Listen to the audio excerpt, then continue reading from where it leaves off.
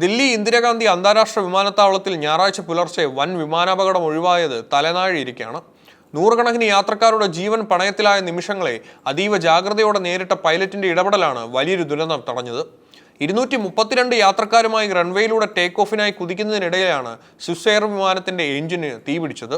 ദില്ലിയിൽ നിന്ന് സൂറച്ചിലേക്ക് പുറപ്പെടാനിരുന്ന LX-147 Swiss air വിമാനമാണ് അപകടത്തിൽപ്പെട്ടത്. വിമാനം റൺവേയിൽ വേഗത കൈവരിച്ചുകൊണ്ടിരിക്കെ ഒരു എഞ്ചിൻ പെട്ടെന്ന് തകരാറിലാവുകയും തീ പടരുകയുമായിരുന്നു. അപകടം തിരിച്ചറിഞ്ഞ പൈലറ്റ് നിമിഷങ്ങൾക്കുള്ളിൽ വിമാനം റൺവേയിൽ തന്നെ നിർത്തി.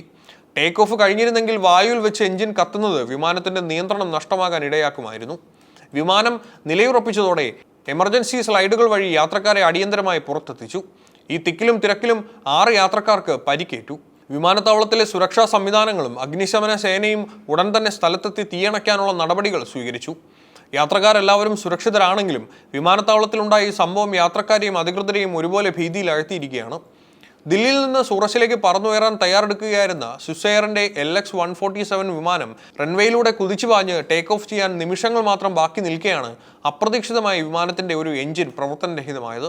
വിമാനം റൺവേയിൽ ഉയർന്ന വേഗത കൈവരിച്ചുകൊണ്ടിരിക്കെയാണ് ഇടതുവശത്തെ എഞ്ചിൻ പെട്ടെന്ന് തകരാറിലാവുകയും അതിൽ നിന്ന് തീയും പുകയും ഉയരുകയും ചെയ്തത്. കോക്പിറ്റിൽ അപകട സൂചന ലഭിച്ച ഉടൻ തന്നെ പൈലറ്റ് എമർജൻസി ബ്രേക്ക് ഉപയോഗിച്ച് വിമാനം റൺവേയിൽ തന്നെ സുരക്ഷിതമാക്കി നിർത്തി.